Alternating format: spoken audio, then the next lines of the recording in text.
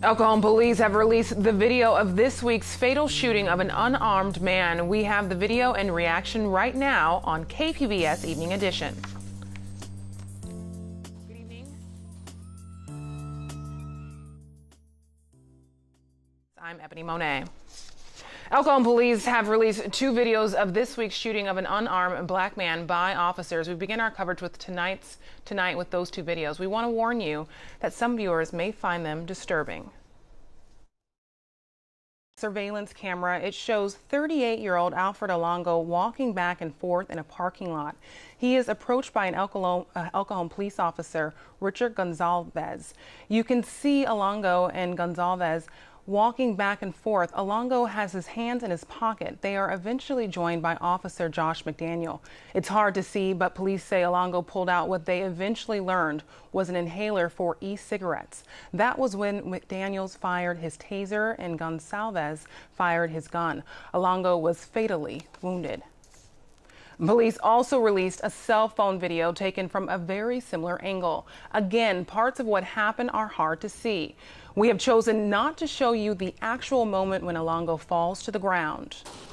KPBS reporter Andrew Bowen has been following the controversy over releasing the video. He joins us now from the newsroom. Andrew, why have police decided now to release this video? Well, Ebony, what we heard from the police chief today and County District Attorney Bonnie Dumanis is that at this point there is a public safety concern. We've seen protests happening all week. Some of those protests have led to violent scuffles and property damage, and there's also a lot of concerns that the city needs to show as much transparency as possible. They need to build some confidence with the community because many in the African American community in El Cajon and the surrounding areas don't trust the police. So with all of that in mind, the public safety concerns and the calls for more transparency, El Cajon Police Chief Jeff Davis had this to say. Our goal today is to clarify and hopefully calm the community's concerns regarding the recent officer-involved shooting. I'd like to emphasize the information we will discuss today is preliminary, and we have a lot of work yet to be done in regards to this investigation. However, we believe it's essential to provide the community with as much information as we can at this point. So what questions were answered by these videos and what questions are still left? What can you actually see, Andrew? Well, it's very difficult, as you said. The video is not of very good quality. It's very grainy. It's taken from far away. So I think the real question that we have is, was Alfred Alongo in this, what the police have called shooting stance? So we know that he had an e-cigarette in his hand. They released a still photo that appeared to show Alfred Alongo with his arms outstretched toward one of the officers. But it's unclear from the video, the actual moving image, whether or not Alfred Alongo was in that position or whether he was perhaps raising his hands or lowering his hands. It's very unclear and it's difficult to tell. Another thing is that in the video, the people's faces are blurred, so we don't really have an answer to that. We can hear the sister, who was the original person who called 911, shouting out first to the officer, saying, "Officer, don't shoot him." Then afterwards, we hear her yell at what her brother is saying, "Take your hands out." The officer also says, "Take your hands out."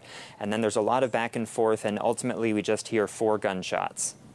So what happens next? Well, I think that we still have a lot of questions, obviously. There are going to be more protests this weekend. I think we can expect that to continue for quite some time. I think a lot of the protesters are not necessarily going to be convinced by this video. We still do have a lot of questions about what transpired. The biggest thing that we're waiting for is the investigation to continue. Will Officer Richard Gonzalez be charged with a crime? That is very unlikely because charging a police officer with a crime in these situations has a very, very high legal threshold. But we can wait for the investigation to conclude and see what comes out of that. I'm also told that there's a Public Records Act request that's being processed by the police right now for the 911 audio. So we could possibly hear what happened between the 911 dispatcher and Alongo's sister who called 911. But there's a lot of news going to be coming out this weekend and in the coming weeks, so we're definitely going to be following it very closely. Thank you so much, Andrew. Thank you. Thank you. Tuesday shooting happened outside Side of a taco shop on Broadway in Mollison and El Cajon. And that's where KPBS reporter Jean Guerrero stands by right now. Jean, you talked to some people after the video was released. What did they say? I did. A lot of them were very angry. They felt like they couldn't quite see what was happening in the video. They still had a lot of questions, but some of the people I just spoke with, as you can see, things are getting a lot more active here at the site of the shooting than they were before. People holding up signs saying things like, all lives would matter if Black lives mattered. A lot of people are wearing black just to show their solidarity with the victim in mourning. But yeah, I mean, I spoke to several of them about the videos, and for the most part, they feel this is an issue of the things became escalated way too quickly. They think that that's because the person was black, that things escalated way more quickly than they would have otherwise. I spoke to one woman, Tia Lane, who lives just a couple blocks from the shooting.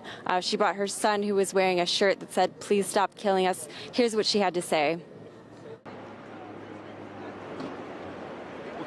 But this right here has to stop. I feel like they publicly killing us, and our kids, they need somebody to look up to when they grow up. I don't want my son to have to fear my son growing up. I'm worried right now about my baby growing up and him having a life. I shouldn't have to worry about that. I'm 26, my son is 7, and I'm already worried about when he's 10 years old, what may happen to him if he play with a toy gun or something like that. I don't even allow my son to play with stuff like that because he can't do that. He's a black child. So this is a woman who moved here from Chicago because she wanted to flee the violence. She said there was a lot of police shootings involving black men that she wanted to get away from, and now this. So she's very stressed out. She says that she feels sick and afraid for her son's life, and that is the feeling that I'm getting from a lot of the people here, and we'll have more soon. Jean Guerrero, KPBS News. Thank you so much, Jane. More than 30 pastors gathered this morning outside the El Cajon Police Department. KPBS reporter Eric Anderson says they made a call for prayer and peace. The morning rally began with a song. Amazing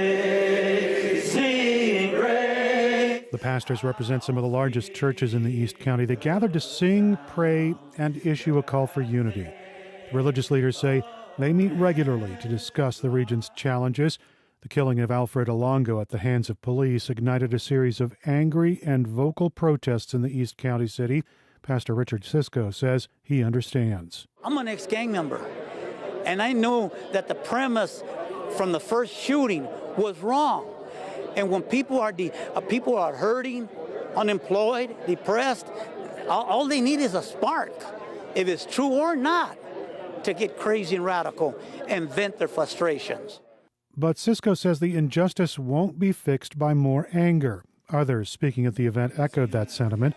Pastor Richard Slade ministers at the Meridian Baptist Church in El Cajon. He wants people to think about peace, shalom, as he calls it. What it really means is not only is there peace in relationships, but there's prosperity in the city. There is just a togetherness that cannot be broken and cannot be shattered. And that's what we need in El Cajon and in the East County region.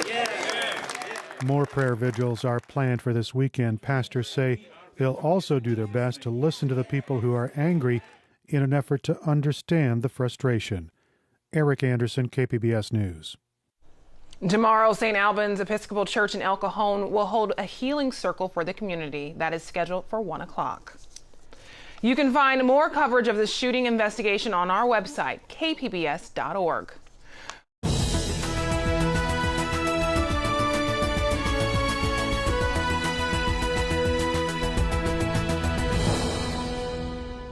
Now turning to election news, opponents and supporters of the many measures on the California ballot have spent more than $389 million so far. That figure is from the Secretary of State's office. There are 17 measures for voters to decide, including legalizing recreational marijuana and repealing the death penalty. The spending, though, is not a record. Ballot spending peaked in 2008 at about $471 million. Next week, the candidates for vice president face off in a debate. Earlier today, I spoke to Dan Bush with PBS NewsHour. He explained what Governor Mike Pence and Senator Tim Kaine bring to the race.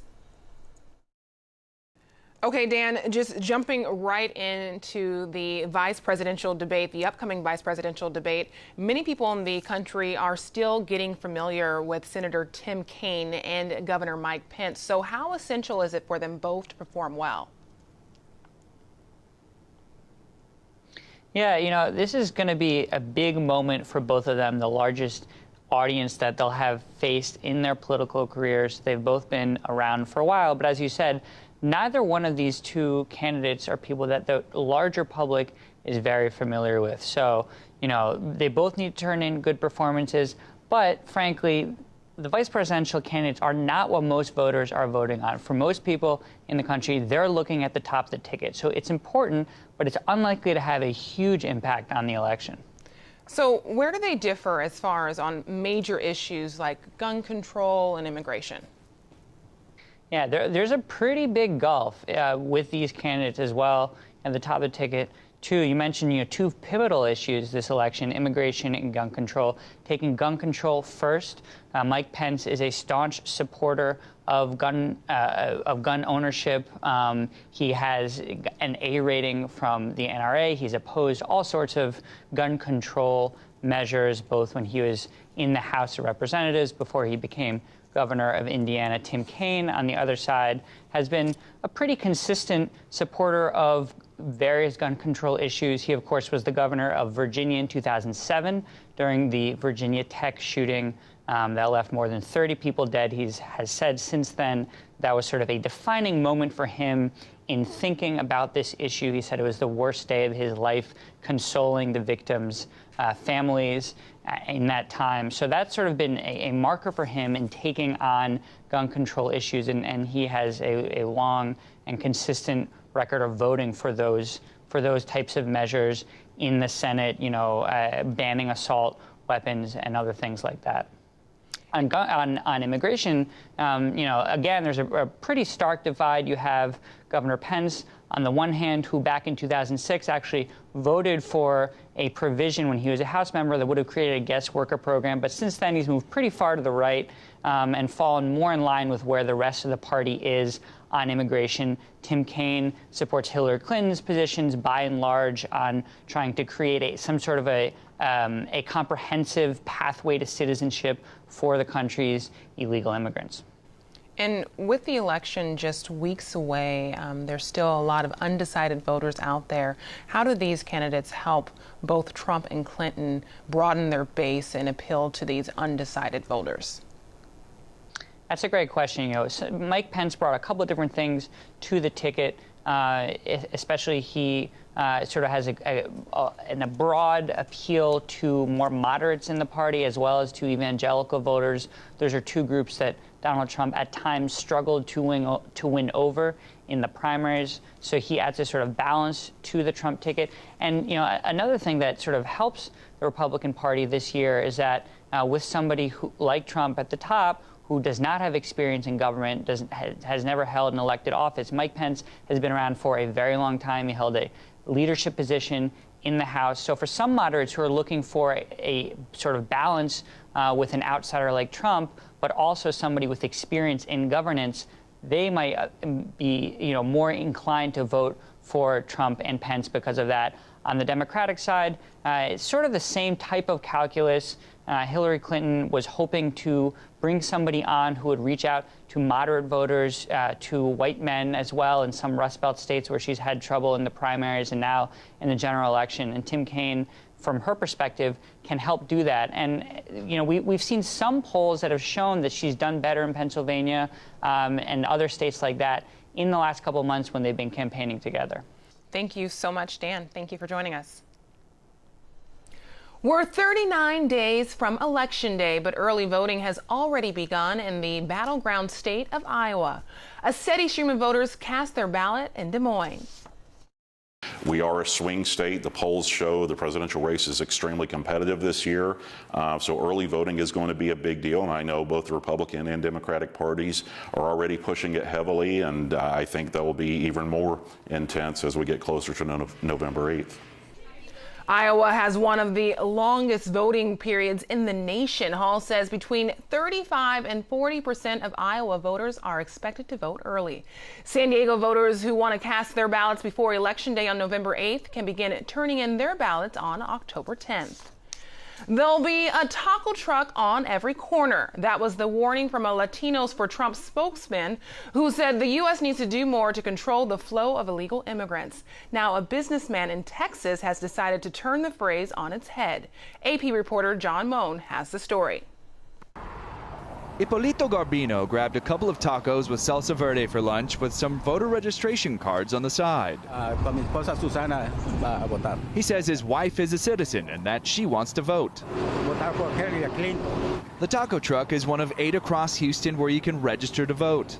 Because here in the Houston area, there are taco trucks on every corner, and we love them. Communications executive Thomas Hull is referring to a recent comment by a Trump surrogate warning about the consequences of not stemming the tide of illegal immigration. He said the result would be a taco truck on every corner. Hull decided to turn that idea on its head. As we rolled this out on National Voter Registration Day, we have taco trucks parked in communities that we are specifically trying to target. His idea caught on with a Latino voter group. We can see the opportunity to do more voter registration people for this election because it's very important. Mi Familia Vota wants to get more of Houston and Harris County's Latino voters to go to the polls. They figure this is one way. And the chance will be happens if people go to vote. A plan to make this election more palatable. John Moan, Associated Press, Houston. California Governor Jerry Brown has signed 2 sexual assault laws in response to national outrage over the 6-month jail sentence given to a former Stanford University swimmer for sexually assaulting an unconscious woman. Brock Turner was released in September for good behavior after only serving 3 months. The governor also signed a bill requiring that all single-stall bathrooms in the state be designated as gender neutral. The governor signed the bill on Thursday. Businesses and governments are required to comply by March of next year.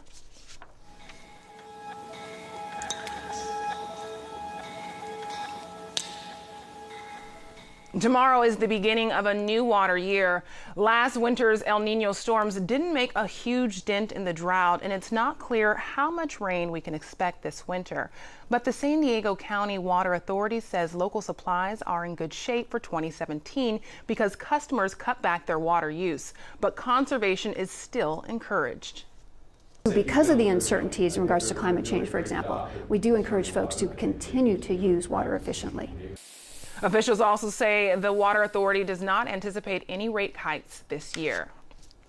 Mild temperatures are expected for San Diego this weekend thanks to an area of low pressure bringing a shot of cool air into the region. Stephanie Olmo has that in tonight's forecast. Well, it's pretty quiet throughout Southern California. It's only going to continue even into the night. As we check out the weather conditions here, satellite and radar showing us, well, we do have some precipitation developing there in the Four Corners region as you have enough moisture that's allowing for that to happen. But all across the Golden State, remaining on the quiet side down into San Diego and the surrounding areas. For us, we're forecasting lows to take a tumble back down into the upper 60s, which is patches of clouds in the vicinity. Of course, you'll see the increase of clouds during the overnight hours, the tough clouds lingering during the morning hours tomorrow morning. And as we check out what's going on across our region, Borrego Springs are looking at clear to partly cloudy skies. Same deal in Mount Laguna, where temperatures will be a lot cooler at 46-54 in Ramona. Patches of clouds in San Diego and even into Alpine, where temperatures will be at 56 degrees as we wrap things up for the night. Now, as we take you into the first part of the weekend, one of the biggest stories here will be an area of low pressure. An area of low pressure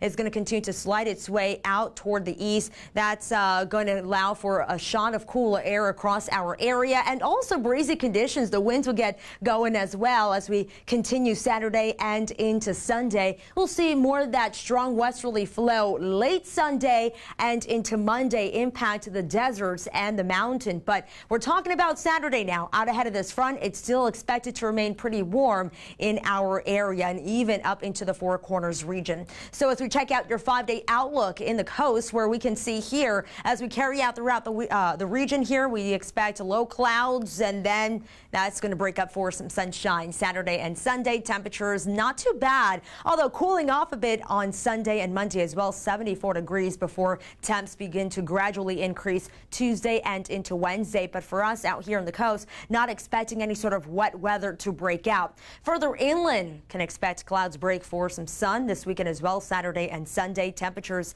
will start to take a dive starting Sunday into the low 80s and then eventually into the 70s before they begin to climb right back into the 80s Tuesday and into Wednesday. Remember what I mentioned here in the mountains, we have to keep an eye with that strong westerly winds expected to really kick up Sunday and into Monday. So it's going to be windy Sunday, breezy on Monday.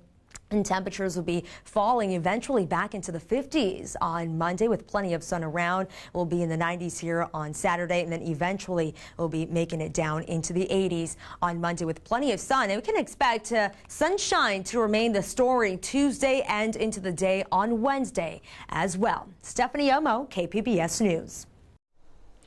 Asian Americans and Pacific Islanders are disproportionately likely to develop diabetes at lower weights and younger ages.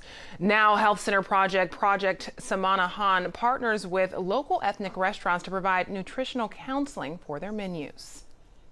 Tomato, some fresh onions, and cucumber. I grew up in a restaurant, but it was my mom. My mom is the head chef back there. I mean, at first she thought it was going to compromise the flavor. We just kind of tweaked it. After she tasted, she was like, hey, you know what? Maybe I don't really need to put all this MSG. We don't need all this sodium in there. As long as the flavor wasn't compromised, she was all for it. Strive San Diego is a joint partnership between Operation Samahan, our community leaders, and our restaurant partners.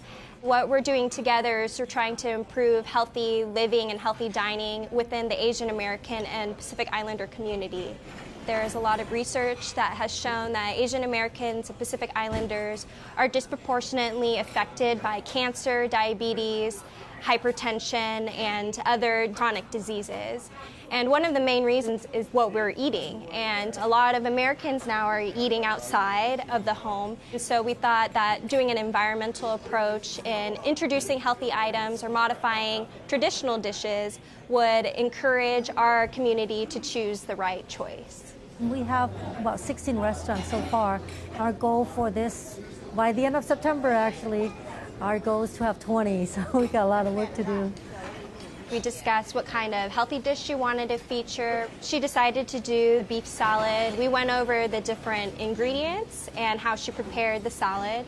With that information, I was able to analyze the nutrition contents of it. That salad executes healthy with a great taste too. It was just delicious. We see the calories, the sodium, and the fat content of the dish.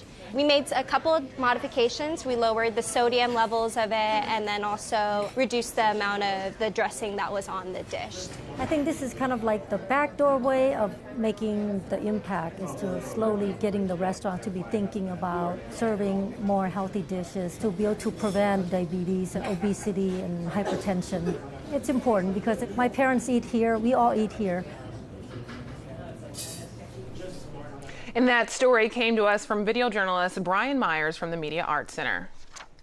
I'm Judy Woodruff. On the next news hour, the harrowing story of a group of refugees' desperate journey to freedom, ending in forced prostitution. That's Friday on the PBS NewsHour. Now let's recap our top story tonight. El Cajon police have released 2 videos of this week's fatal shooting of an unarmed black man by officers. Both videos show Alfred Alongo walking back and forth in the parking lot before he's approached by Officer Richard Gonsalves. Alongo has his hands in his pocket. It's hard to see, but police say Alongo eventually took out what they later learned was an inhaler for an e-cigarette. He was shot by Gonsalves and tasered by another officer. KPBS reporter Jean Guerrero has been out at the shooting scene. Let's check in with her now. Jean? Hi, Ebony. So things are still pretty calm out here. There's maybe about 50 people, people of all ages, people of all colors. Were chanting earlier. Right now, things have become a little bit more quiet, but people are holding up signs saying things like Black Lives Matter, even immigrant lives matter. People are just standing around showing their support for the victim. All day, they've been watching this video on their cell phones and just kind of discussing with each other what they think about it. And for the most part, what I've found is people are confused about what they're seeing. They can't see very clearly. However, there is sort of a consensus among a lot of the people here right now that they feel that from the video the officer approached with his gun drawn and with sort of aggression, and they feel that wouldn't have been the case if the victim had been white. We'll have more soon. Jean Guerrero, KPBS News. Thank you so much. That was Jean Guerrero at the shooting scene in El Cajon, where there have been demonstrations throughout the day. You can find more of tonight's news on our website, kpbs.org/evening edition. Thanks so much for tuning in. Have a great evening.